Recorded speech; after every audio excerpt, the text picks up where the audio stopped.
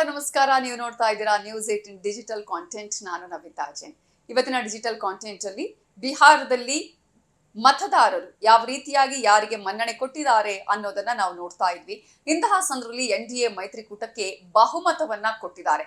NDA ಮೈತ್ರಿಕೂಟ ದ್ವಿಶತಕವನ್ನ ಮುನ್ನುಗ್ಗಿ ದಾಟ್ತಾ ಇರುವ ಸಂದರ್ಭದಲ್ಲಿ ಈ ಮೂರು ಫ್ಯಾಕ್ಟರ್ಗಳು ಬಿಹಾರ ಮತದಾರರ ಮನಸ್ಸನ್ನ ಗೆದ್ದಿದೆ ಅನ್ನೋದನ್ನ ನಾವಿಲ್ಲಿ ಗಮನಿಸಬೇಕು. ಅದು ಕೂಡ ಆ ಮೂರು ಫ್ಯಾಕ್ಟರ್ಸ್ ಏನು ಅಂತ ಹೇಳಿದ್ರೆ 3S ಅಂತ ನಾವು ಹೇಳ್ತೀವಿ. ಆ 3S ಯಾವುದು? ಒಂದು 3S ಅಲ್ಲಿ ಮೊದಲನೆಯದ್ದು ಸೇಫ್ಟಿ ಅನ್ನುವಂಥದ್ದು, ಎರಡನೆಯದ್ದು ಎಸ್ ಸ್ಟೆಬಿಲಿಟಿ ಅನ್ನುವಂಥದ್ದು, ಮೂರನೇ ಎಸ್ ಅನ್ನುವಂಥದ್ದು ಸುಶಾಸನ್ ಅನ್ನುವಂಥದ್ದು. ಈ 3S ಬಹಳ ವರ್ಕೌಟ್ ಆಗಿದೆ ಅನ್ನೋದನ್ನ ನಾವಿಲ್ಲಿ ಗಮನಿಸಬೇಕಾಗುತ್ತೆ. ಸಾಮಾನ್ಯವಾಗಿ ಬಿಹಾರ ಅಂತ ಹೇಳಿದಾಗ ಜಂಗಲ್ ರಾಜ್ ಅಂತಾನೆ ಹೇಳಲಾಗಿತ್ತು.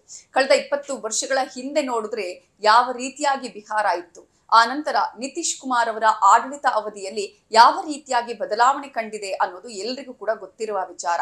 ಇಂತಹ ಸಂದರ್ಭದಲ್ಲಿ ಜಂಗಲ್ ರಾಜ್ ಅನ್ನುವಂತಹ ವಿಚಾರವೇ ಬಿಹಾರಿಗಳ ಮನಸ್ಸಿನಲ್ಲಿ ಸಾಕಷ್ಟು ನೋವನ್ನ ಉಂಟು ಮಾಡ್ತಾ ಇದೆ. ಯಾಕಂದ್ರೆ ಆ ರೀತಿಯಾಗಿತ್ತು ಅಲ್ಲಿನ ಪರಿಸ್ಥಿತಿ.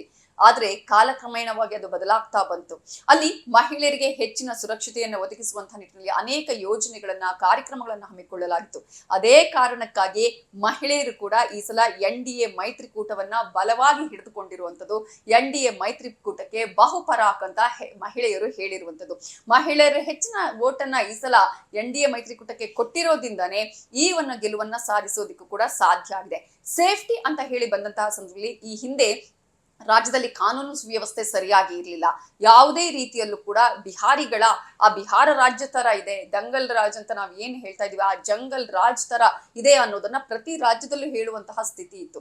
ಅಂತಹ ಒಂದು ದಂಗಲ್ಗಳು ಕೂಡ ನಡೀತಾ ಇತ್ತು, ಜಂಗಲ್ ರಾಜೇ ಆಗಿ ಹೋಗಿತ್ತು. ಆದ್ರೆ ನಂತರದ ಅವಧಿಯಲ್ಲಿ ಆ ಜಂಗಲ್ ರಾಜ್ ಕ್ರಮೇಣವಾಗಿ ತನ್ನ ಹೆಸರನ್ನು ಕೂಡ ಮರೆಮಾಚುವ ರೀತಿಯಾಗಿ ಒಳ್ಳೆಯ ಒಂದು ಕಾನೂನು ಸುವ್ಯವಸ್ಥೆಯನ್ನು ಕೊಡುವಂತಹ ನಿಟ್ಟಿನಲ್ಲಿ ಕೆಲಸ ಕಾರ್ಯಗಳಾಯ್ತು.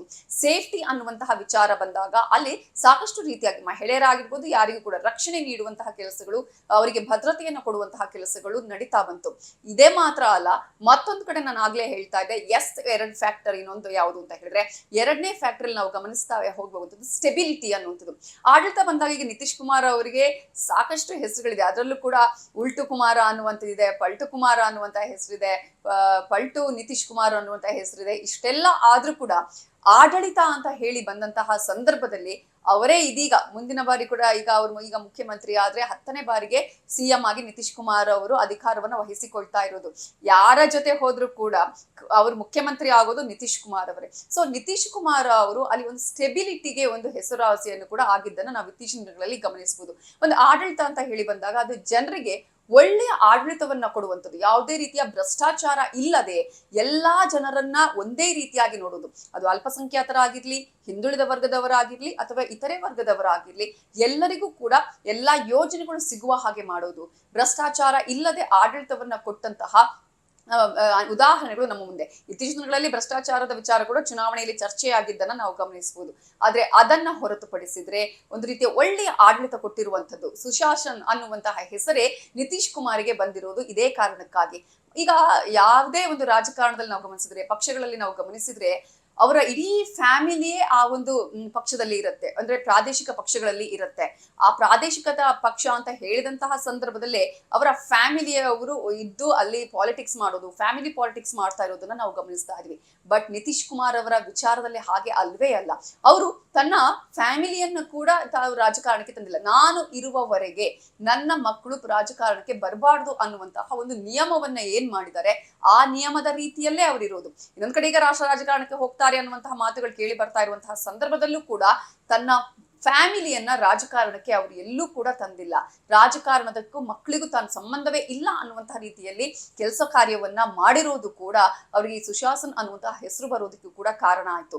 ಅವ್ರು ಮಾಡಿರುವಂತಹ ಅಭಿವೃದ್ಧಿ ಕಾರ್ಯಗಳು 20 ವರ್ಷಗಳಲ್ಲಿ ಈಗಾಗಲೇ ಯಾವ ರೀತಿಯ ಆಡಳಿತವನ್ನ ಅವರು ಕೊಟ್ಟಿದ್ದಾರೆ ಅನ್ನುವಂತಹದನ್ನು ಕೂಡ ನಾವಿಲ್ಲಿ ಗಮನಿಸಬಹುದು. ಮತ್ತೊಂದ್ ಕಡೆ ನೋಡೋದಾದ್ರೆ ಅಭಿವೃದ್ಧಿಯ ವಿಚಾರ ಅಂತ ಹೇಳಿ ಬಂದಾಗ ಈ ಹಿಂದಿನ ಬಿಹಾರಕ್ಕೂ ಈಗಿನ ಬಿಹಾರಕ್ಕೂ ಅಜಗಜಾಂತರ ಇದೆ. ಅಭಿವೃದ್ಧಿ ಅಂತ ಹೇಳಿದ್ರೆ ಸಾಕಷ್ಟು ರೀತಿಯ ಕೈಗಾರಿಕೆಗಳಾಗಿರ್ಬೋದು. ಆದ್ರೆ ವಿರೋಧ ಪಕ್ಷಗಳು ಈಗಾಗಲೇ ಆ ವಿಚಾರವನ್ನ ಕೂಡ ಚುನಾವಣಾ ವಿಚಾರದಲ್ಲಿ ತೆಗೆದುಕೊಂಡಿದ್ವಿ, ಯಾವುದೇ ರೀತಿಯ ಕೆಲಸ ಕಾರ್ಯಗಳು ಇಲ್ಲ ಬಿಹಾರದ ಜನರಿಗೆ ಅಂತ ಹೇಳಿ. ಆದ್ರೆ ಆ ಒಂದು ಅಭಿವೃದ್ಧಿಯ ವಿಚಾರಗಳನ್ನ ಕೂಡ ಮಾಡಿರೋದು, ಅದು ಚುನಾವಣಾ ವಿಚಾರ ಕೂಡ ಆಗಿದ್ದನ್ನ ನಾವು ಗಮನಿಸಬಹುದು. ಸ್ಟೆಬಿಲಿಟಿ ಅಂತ ಹೇಳಿ ಬಂದಂತಹ ಸಂದರ್ಭದಲ್ಲಿ ಆಗ್ಲೇ ನಾನು ಹೇಳಿದೆ, ಒಂದು ಸ್ಥಿರತೆಯನ್ನ ಕಾಯ್ದುಕೊಂಡಿರುವಂತಹ ಬಿಹಾರ ಇತ್ತೀಚಿನ ದಿನಗಳಲ್ಲಿ ನಮಗೆ ಕಾಣಿಸ್ತಾ ಇದೆ ಅಂತ ಹೇಳಿ. ಭವಿಷ್ಯದ ದೃಷ್ಟಿಕೋನವನ್ನ ಇಟ್ಟುಕೊಂಡು ಮುಂದೆ ಏನ್ ಮಾಡಬೇಕು ಅನ್ನೋದನ್ನ ಕೂಡ ಈಗಾಗಲೇ ಚುನಾವಣಾ ವಿಚಾರವಾಗಿ ಇಟ್ಕೊಂಡಂತಹ ಸಂದರ್ಭದಲ್ಲಿ ಬಿಹಾರ ಮುಂದೆ ಹೀಗಿರ್ಬೇಕು. ಗ್ಯಾರಂಟಿ ಅಂತ ಹೇಳಿ ಬಂದಾಗ ಕರ್ನಾಟಕದ ಮಾಡೆಲ್ಲೇ ಆಗಿದ್ದನ್ನ ನಾವು ಗಮನಿಸಬಹುದು. ಎಲ್ಲಾ ಪಕ್ಷಗಳು ಭರ್ಜರಿಯಾಗಿ ಗ್ಯಾರಂಟಿಗಳನ್ನ ಕೂಡ ಘೋಷಿಸಿದೆ. ಅದರಲ್ಲೂ ಕೂಡ ಮಹಿಳೆಯರ ವಿಚಾರದಲ್ಲಿ ಈಗಾಗಲೇ ದುಡ್ಡು ಹಾಕಿರುವಂತದ್ದು, ನೇರವಾಗಿ ಅವರ ಅಕೌಂಟ್ಗೆ ದುಡ್ಡನ್ನ ಹಾಕಿರುವುದು, ಚುನಾವಣೆಗಿಂತ ಮುಂಚೆ ಈ ಒಂದು ದುಡ್ಡು ಹಾಕಿರೋದು, ಅದು ಕೂಡ ಪ್ಲಸ್ ಪಾಯಿಂಟ್ ಅಂತಾನೆ ಹೇಳಲಾಗ್ತಾ ಇದೆ. ಹಾಗಾದ್ರೆ ಹಣದಿಂದ ಮಾತ್ರ ಆಗತ್ತಾ ಗೆಲುವು ಅಂತ ಹೇಳಿದ್ರೆ ಖಂಡಿತ ಇಲ್ಲ. ಅವರು ಕೊಟ್ಟಿರುವಂತಹ ಆಡಳಿತ ಕೂಡ ಅಲ್ಲಿ ಪ್ರಮುಖ ಪಾತ್ರವನ್ನ ವಹಿಸುತ್ತೆ ಅನ್ನೋದನ್ನ ನಾವಿಲ್ಲಿ ಗಮನಿಸಬೇಕಾಗತ್ತೆ. ಮತ್ತೊಂದ್ ಕಡೆ 2 ದಶಕದ ಅಭಿವೃದ್ಧಿಯ ಜೊತೆಗೆ ಕಾನೂನು ಸುವ್ಯವಸ್ಥೆ ಆಗಿರ್ಬೋದು, ಯುವಕರಿಗೆ ಉದ್ಯೋಗ ಕೊಡಿಸುವಂತಹ ಒಂದು ಭರವಸೆಯನ್ನ ಇಟ್ಕೊಂಡಿರಾಗಿರ್ಬೋದು, ಈ ಹಿಂದಿನ ಜಂಗಲ್ ಭೀಕರತೆ ಇತ್ತೀಚಿನ ದಿನಗಳಲ್ಲಿ ಕಡಿಮೆ ಆಗಿರೋದು, ಇವೆಲ್ಲವೂ ಕೂಡ ಅಲ್ಲಿನ ಮತದಾರರು NDA ಮೈತ್ರಿಕೂಟಕ್ಕೆ ಒಂದು ದೊಡ್ಡ ಬಹುಮತವನ್ನ ಕೊಡೋದಕ್ಕೆ ಸಾಧ್ಯ ಆಗಿದೆ ಅಂತ ಹೇಳುವುದು. ಅಷ್ಟು ಮಾತ್ರ ಅಲ್ಲ, ಪ್ರಧಾನಿ ನರೇಂದ್ರ ಮೋದಿ ಅವರ ವರ್ಚಸ್ಸು, ಪ್ರಧಾನಿ ನರೇಂದ್ರ ಮೋದಿ ಅವರು ಕೂಡ ಅನೇಕ ವಿಚಾರಗಳನ್ನ ಅಲ್ಲಿ ಪ್ರಸ್ತಾಪ ಮಾಡಿದ್ರು.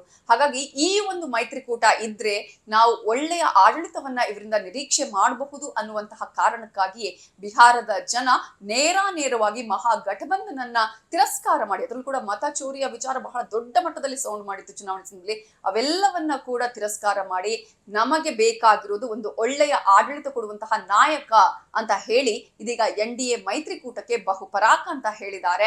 ಒಳ್ಳೆಯ ಆಡಳಿತ ಕೊಡುವಂತ ಆಗ್ಲಿ ಅನ್ನುವಂತಹ ಆಶಯದೊಂದಿಗೆ ನ್ಯೂಸ್ 18 ಡಿಜಿಟಲ್ ಕಾಂಟೆಂಟ್ ಅನ್ನು ಮುಗಿಸ್ತಾ ಇದ್ದೀನಿ. Thank you. ನಿರ್ಭೀತ, ನಿಷ್ಪಕ್ಷಪಾತ, ವಿಶ್ವಾಸಾರ್ಹ ಸುದ್ದಿಗಳಿಗೆ ಮತ್ತೊಂದು ಹೆಸರಾಗಿರೋ ನ್ಯೂಸ್ 18 ಕನ್ನಡ ಈಗ ಆಪ್ನಲ್ಲೂ ಲಭ್ಯ ಇದೆ. ದಯವಿಟ್ಟು ಇಲ್ಲಿರೋ QR ಕೋಡ್ ಅನ್ನ ಸ್ಕ್ಯಾನ್ ಮಾಡಿಕೊಂಡು ಆಪ್ ಡೌನ್ಲೋಡ್ ಮಾಡೋದಕ್ಕೆ ಮರಿಬೇಡಿ. ನಿಮ್ಮ ಬೆಂಬಲ ಹೀಗೆ ಸದಾ ನಮ್ಮೊಂದಿಗಿರಲಿ. ಧನ್ಯವಾದ.